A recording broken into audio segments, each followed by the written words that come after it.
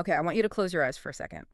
Imagine it is, I don't know, 2:00 p.m. on a dreary Tuesday.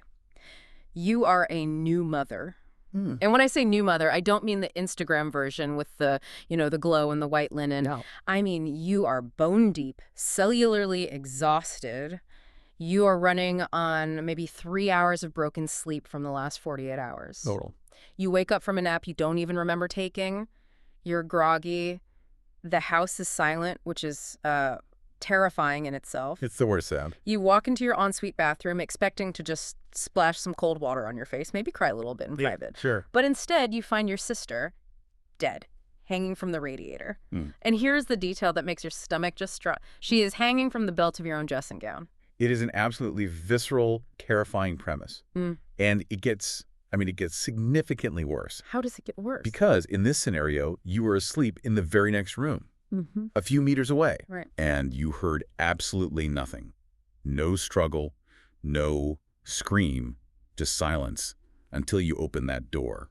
That is the nightmare scenario we are stepping into today. We are doing a deep dive into First Time Mother by AJ Campbell. Yes. Now, I know what you're thinking, domestic noir, I know the drill, but looking at the source material we have today, this isn't just a whodunit. No, it's not. It is a psychological pressure cooker. Yes. It's a masterclass in what happens when you dismantle a person's reality piece by piece. I agree completely. This book is fascinating because it uses that whole unreliable narrator trope, but it weaponizes it. Weaponizes it. That's the perfect word. It's not just that the protagonist, Annie, is forgetful. It's that her environment is actively being engineered to make her fail.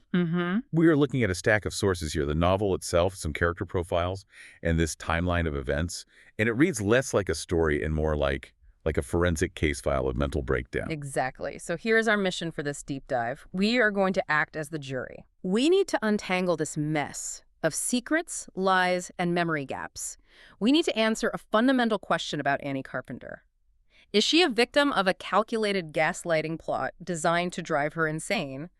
Or is she suffering from a genuine medical breakdown, maybe postpartum psychosis? Right. Or, and this is the chilling option we just cannot ignore, is she actually a murderer who just doesn't remember doing it? That is the central tension, isn't it? Because in this story, memory is the most dangerous weapon of all. Yeah. If you can't trust your own mind, you are completely defenseless. Before we get to the body in the bathroom, we have to set the vibe. We just have to. Because the setting here is practically a character in itself. Oh, absolutely. We are in a house that is under renovation. Right. And renovation in literature is often a metaphor for, transformation or disintegration. Here, it's disintegration. Total disintegration. The house is half destroyed. It's loud. There's constant drilling, hammering, dust everywhere. It's freezing cold because the heating system is patchy. It's just hostile. And in the middle of this construction zone, chaos is a baby, Lola, who refuses to stop crying. Colic. And we need to be really clear about what that means for you listening.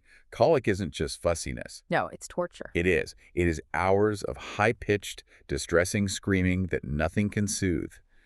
It triggers a physiological stress response in the parent. Cortisol levels spike.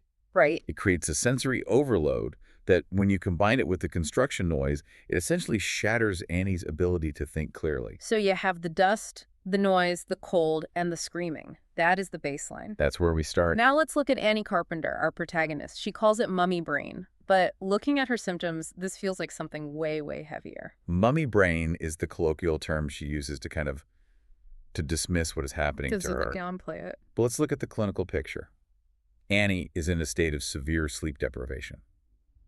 We aren't talking about just being tired. No. We're talking about sleep deprivation to the point of hallucination. She describes a fog that just descends on her. And she loses time. She loses time, literal blackouts, Yeah. where she can't account for minutes or even hours. She also talks about physical symptoms. She says she feels like her body is full of poison. Which is such a specific phrase. It really is. She has dizziness, severe stomach cramps, and nausea. Which is a very specific cluster of symptoms. Yeah. I mean, usually sleep deprivation causes cognitive lapses, right? Irritability, maybe some visual drifting. Sure. But feeling full of poison and having severe cramps, that suggests a systemic issue, something chemical, not just a lack of sleep. And the mental toll is getting scary. She mentions hearing voices. Mm-hmm. She has intrusive thoughts. and these recurring nightmares about a faceless figure. Intrusive thoughts are, they're common in postpartum depression and anxiety, but the voices and the hallucinations suggest she is teetering on the edge of psychosis. Whoa. Or that her perception of reality is being manipulated from the outside. Exactly. She feels like she is failing as a mother because she hasn't bonded with Lola. She looks at this screaming baby and she feels nothing. Or worse, she feels resentment. Which brings on this massive, crushing guilt.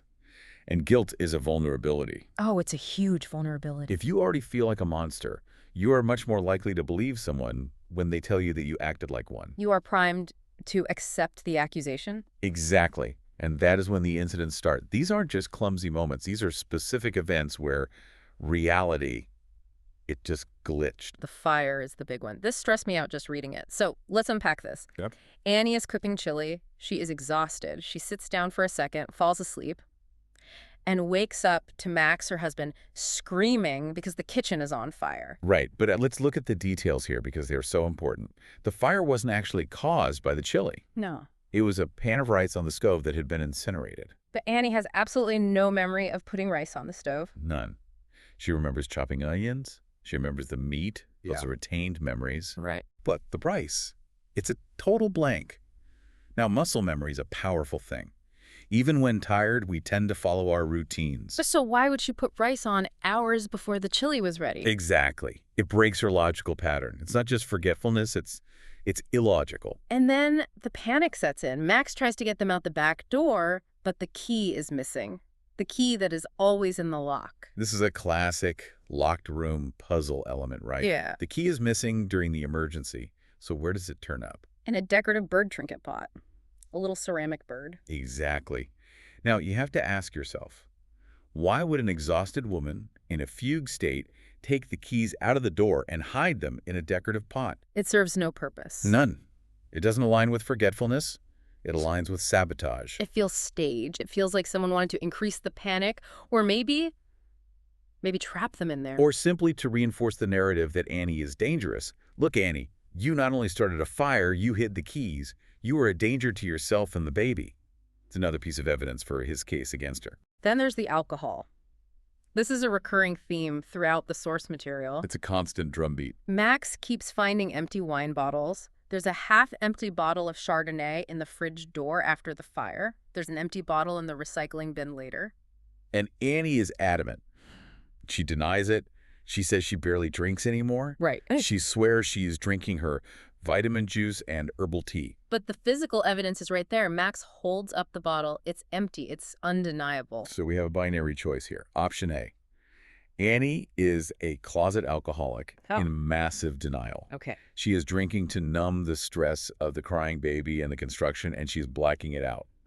This is medically possible. Blackout drunks often don't remember consuming the alcohol. Or option B. Option B. Someone is planting empty bottles. Someone is pouring the wine down the sink and putting the empty bottle in the fridge to frame her. From a psychological standpoint, that is devastating. Because you can argue with an opinion, but you can't argue with an object. That's so true. If I hold up an empty bottle and you know you didn't drink it, but I insist you did, you start to think your brain is broken. That is the definition of gaslighting. Yeah. It's not just lying. It's altering the environment to destabilize the victim's sanity. Yeah. The victim is already sleep-deprived. If you tell an exhausted person, you did this, don't you remember? They are very likely to fold because they know their memory is compromised. It's terrifying. And speaking of people who might be messing with her head, let's look at the cast of characters, the suspects. Let's start with the husband, Max Carpenter. Max is complex. On the surface, he's the archetype of the good husband. He seems it, yeah. He's charming, he's efficient, he's organized, he is the rock. He is currently in the middle of selling his software company for a massive sum, so he's under high-stakes financial pressure. But the way he treats Annie, it really rubs me the wrong way. He's so patronizing. It's what we might call concern trolling. He is constantly pushing her to get help. Wait. But notice this specific type of help. He suggests a nanny. He suggests therapy. He suggests she is depressed. Which all sound like good things. On one hand, yes, a supportive partner should suggest those things. But in the context of the story and the way he dismisses her fears, it feels like he is building a case file. Oh, yeah. He is establishing a narrative with everyone around them, and he is unstable. There's a specific detail about the Peter James book that feels like a smoking gun to me. The book, yes. Max is reading this crime thriller by Peter James.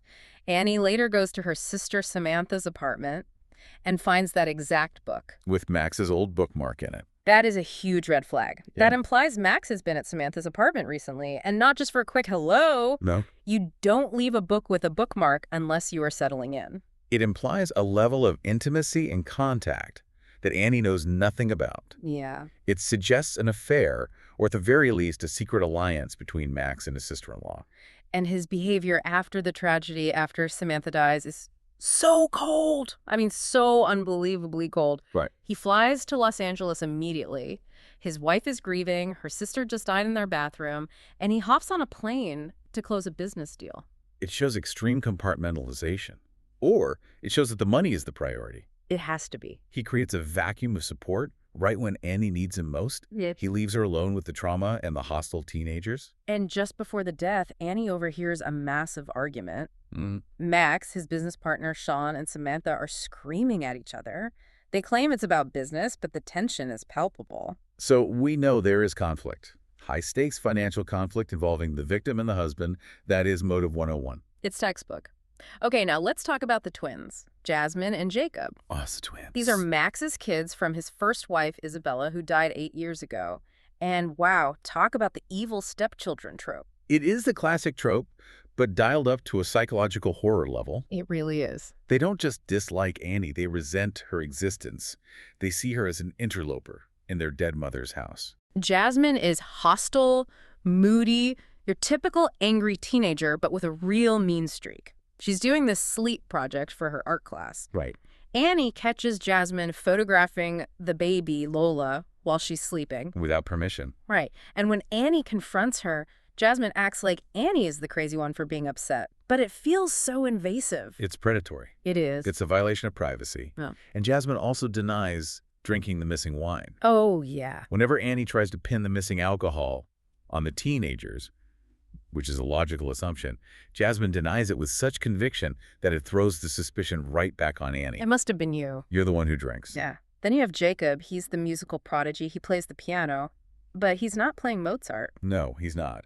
He plays this dark, thumping, heavy music that vibrates through the floorboards. It's like a soundtrack to her breakdown. It is. It's a form of psychological warfare. Mm-hmm. If you have a headache and are sleep-deprived, repetitive bass notes are torture. And he knows it. Jacob knows this. He is observant. He has this red wine birthmark on his face that Annie fixates on, which adds to his menacing visual presence. The smothering incident with Jacob is what really scared me. This is where I thought, okay, this kid is dangerous.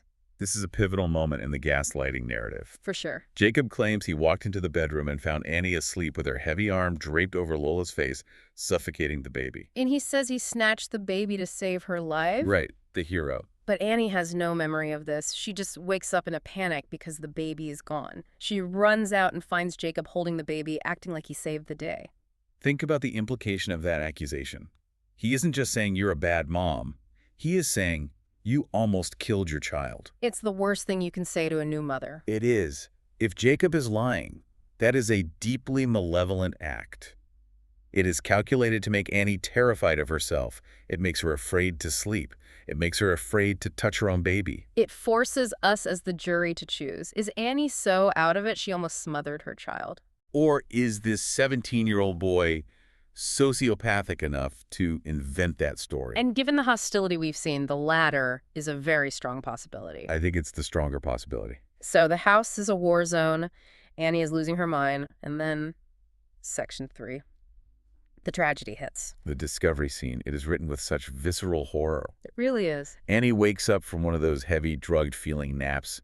She goes to the ensuite, and there is Samantha. Hanging from the radiator, using the belt from Annie's dressing gown. The imagery is so specific. Purple face, eyes open but cloudy.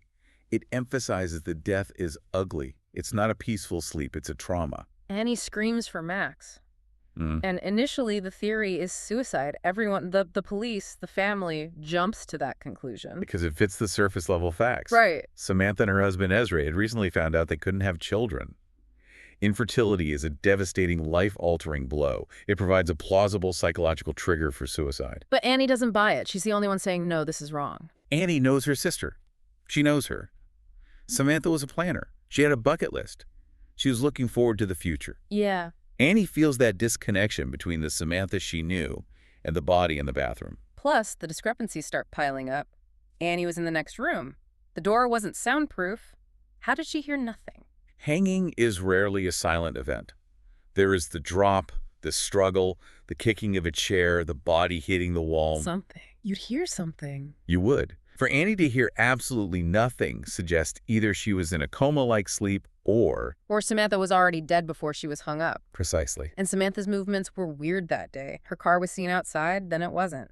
She had visited earlier and seemed distracted, but not suicidal. It creates a timeline of confusion. But then the police do their job. Section 4. The twist. D.I. Pittman, the lead detective, changes the classification.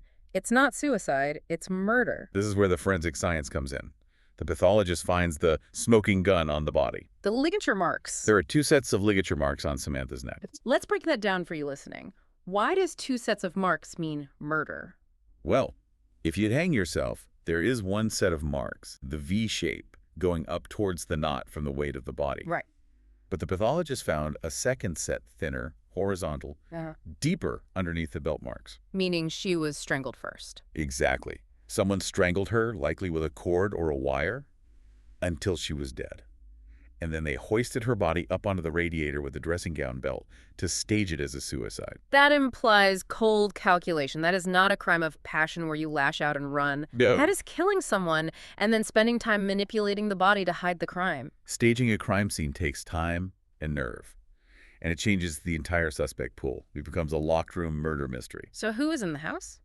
Well, Annie was confirmed to be there. She was asleep meters away. Max and Sean claim they were at a meeting with lawyers. A classic corporate alibi, likely verifiable with timesheets and witnesses. Seems pretty solid. The twins. Police checked the CCTV and school records. Jacob was at school. Jasmine was at a friend's house. They seemed to be cleared for the physical window of death. So that leaves the builders. Cameron and Jigsaw. They were working on the house. They claim they left for the day. But we know Cameron's a bit of a wild card. He's American. He's overly familiar with Annie. He fixes things for free. He's a little too helpful. A little too helpful, yeah. But really, if you are the police, you are looking at Annie. Of course. She is the only adult confirmed on the premises. She has memory gaps. She is erratic. It looks terrible for her. To the outside observer, Annie looks like a woman who snapped. Maybe postpartum psychosis leading to homicidal rage. It's the easiest conclusion to draw. But just when we think Annie is going down for this, secrets start spilling out. Section 5. Annie goes to see Ezra, Samantha's husband. Ezra is a wreck. He's drunk, disheveled, sitting in his own filth. A broken man. Totally broken. And he drops the bombshell that changes the motive completely. Samantha was having an affair. And not just an affair, she was pregnant.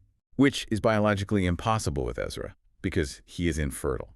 That was the whole source of their grief. So Samantha wasn't crying because she couldn't have a baby. No? She was crying because she was having a baby and it wasn't her husband's. Correct. She was pregnant by another man, and she was planning to leave Ezra. Wow. That gives Ezra a massive motive. Jealousy, rage, humiliation. And Ezra admits he hit her.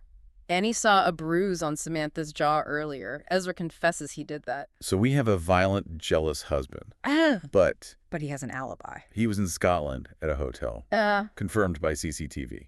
Physically, he could not have strangled her in that bathroom. So Ezra is out as the killer. But the pregnancy remains. Who is the father? That is the million-dollar question. Because whoever the father is, that is where the real motive lies. Let's connect this to the business.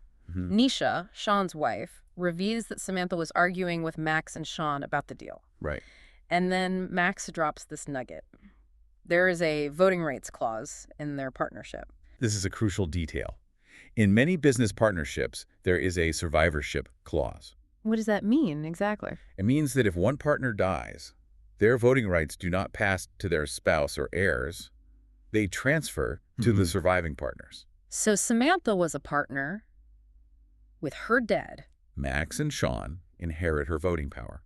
If Samantha was blocking the sale or making demands they didn't like, her death removes the obstacle. but they get total control. They get total control. They can push the sale through and cash out. That is a motive worth millions. And remember, Max flew to L.A. right after she died to close the deal. It aligns perfectly. He prioritized the money because the money is the point. Her death was a business transaction. Okay, so we have financial motive and we have passion motive, the baby. But let's go back to Annie, because while all this intrigue is happening, she is physically falling apart. Yes. Section 6, the medical mystery. This is where the light bulb went on for me. Annie finally goes to a doctor, Dr. Evans. She goes asking for sleeping pills because she thinks she's just an insomniac mess. Right. But Dr. Evans runs some tests. Her blood pressure is through the roof, 136/82. But it's the blood tests that are the smoking gun. Abnormal readings suggesting liver disease. Her liver enzymes are consistent with a heavy drinker or someone ingesting toxins. But she's not drinking. She says she isn't. And if we believe her, we have to ask, why is her liver failing? Let's connect the dots. The deep sleep she can't wake up from, the fog, the feeling of being full of poison, the memory loss, the liver damage. The hypothesis has to be that she is being drugged, systematically poisoned. Spiking the vitamin juice. It's the perfect delivery system. She drinks it every day. She trusts it because it's healthy. Of course. If someone Max most likely is putting sedatives or small doses of poison in that juice, it explains everything. It explains why she slept through a murder in the adjoining bathroom. She wasn't napping, she was knocked out. It explains why she forgets putting the rice on the stove. Yeah. She is functioning in a twilight state. She isn't crazy. She is intoxicated against her will. That makes me so angry for her. She is begging for help, and the person poisoning her is the one telling her she's crazy. It is the ultimate gaslighting. Yeah. You alter someone's biology to make them doubt their psychology. It is incredibly cruel. And once we realize she's being poisoned, the other gaslighting incidents become so much clearer. They all click into place. Section 7, the baby formula. This is a small detail, but forensic in its importance. I agree. Annie remembers buying 2 tins of baby formula. She knows she did. She goes to the cupboard. They are gone. And the twins mock her, saying, "You're losing it, Annie." You probably just thought about buying it. But this time she fights back with data. She checks her bank app. And there it is. The transaction receipt.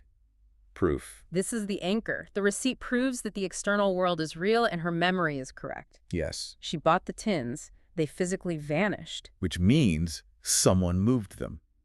You don't hallucinate missing objects. Someone physically took those tins to make her doubt herself. This proves a conspiracy. It does. It's not just Annie's brain failing. It's an active campaign against her. And the security light incident. Max installs these new smart lights and cameras. Under the guise of protecting her. Of course. Annie wakes up at night because the lights flash. She looks out. She sees a figure in the garden. She is terrified. But Jacob claims he checked and saw nothing. And when they look at the app footage... The light turns on, but there is no one there. Now, how is that possible? A motion light triggers, but the camera sees nothing. Did she hallucinate the figure? Is that what we're meant to think? Or Yeah. did someone manipulate the footage? Max is a tech guy. He could do that easily. Or did the person know exactly where the camera's blind spot was? Remember, Cameron the builder installed the system. Good point. If he is involved, he knows exactly how to walk through that garden to trigger the light, to scare Annie, but stay off the camera. It's technological terror. It's using her own security against her. And we have to talk about Zoe, the nanny. Zoe. Max hires her, basically overruling Annie. You need help? Here is Zoe. Yeah. Zoe is described as perfect. She bonds with Lola instantly. She cleans, she cooks. She's a miracle worker. But she's too perfect. And she's working illegally. No visa, cash in hand. Which means she is off the grid. It puts her in a vulnerable position. Yeah. Is she being blackmailed by Max? Do what I say, or I call immigration. That's a definite possibility. And she seems to have this chemistry with Cameron, the builder. It feels like she's infiltrating the family. There is an incident where she takes Lola to the park without telling Annie. I hated that part. Annie wakes up, finds the baby gone, and panics. When Zoe returns, she acts like it's no big deal. Yeah, like, calm down. I just took her for some air. But it destabilizes Annie further. It reinforces the message. You aren't needed. I am the better mother. Then Jasmine shows Annie the news report on her phone. Local woman found dead. It mentions Max Carpenter's home. And look at Jasmine's reaction. It isn't sorrow for her aunt. It isn't concern for Annie. Wow. It's purely narcissistic. She's worried about her reputation at school. Everyone will know where we live. This is so embarrassing. It highlights how disconnected the twins are from the human tragedy.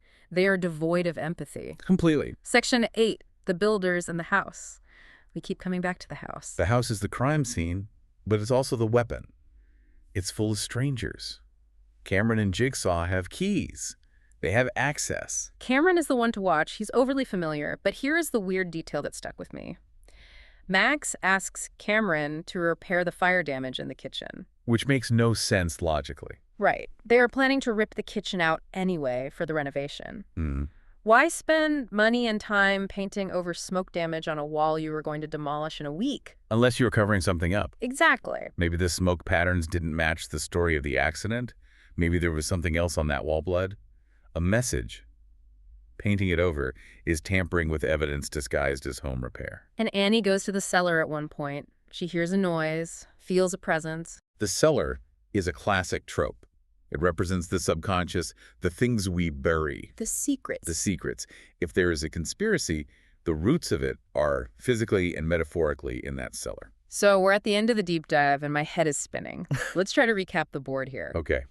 We have Samantha murdered, staged as a suicide. We have Annie, the prime suspect because of proximity, but she is clearly being poisoned and gaslighted. We have Max, who is in L.A., who gains millions of dollars in voting rights from the death. We have Ezra, the cuckolded husband with a broken heart but an ironclad alibi. We have the twins, who are hostile, cruel, and have full access to the house. And we have the builder, Cameron, who is tampering with the house and the security systems. It's a full house of suspects. It really is. But the central question, the key that unlocks this whole thing, it seems to be, who is the father of Samantha's baby? That is the keystone. If it was Max.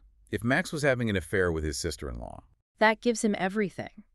If she threatened to expose him, maybe she wanted him to leave Annie? It ruins his marriage. It ruins his reputation. And it definitely ruins the business deal if the scandal breaks. He can't sell a company for millions with that kind of story coming out. So he kills her, he stages it, he frames his wife, who he is already driving crazy with poison, to take the fall. He gets the money, he gets rid of the mistress, he gets rid of the wife, he gets Lola, he wins. It's terrifyingly efficient. Or was it Sean, the business partner? Also possible.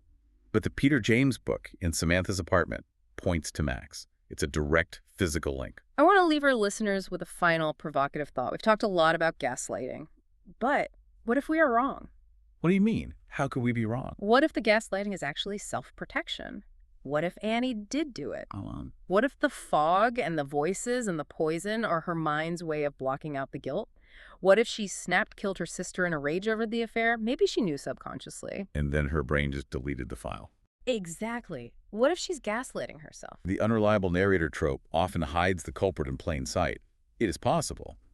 But the missing formula, the liver damage from toxins, those are physical, external facts. They are. They suggest an external hand. Unless she is poisoning herself. That is Munchausen levels of complexity. I mean, it's possible, but I lean towards the conspiracy. It feels more deliberate. Is it possible Max and the twins are working together? The evil stepmother narrative, get rid of Annie, get the money, live happily ever after. It is a chilling possibility. A family unit conspiring to destroy one woman. It's almost Shakespearean in its cruelty. So, listeners, we turn it over to you. You are the jury. Consider the evidence, the missing formula receipt, the liver results, the Peter James book found at Samantha's. Which clue is the smoking gun? And ask yourself the oldest question in crime. Who benefits the most if Annie takes the fall? Thanks for diving deep with us. Sleep well, if you can. And check your locks. Catch you next time.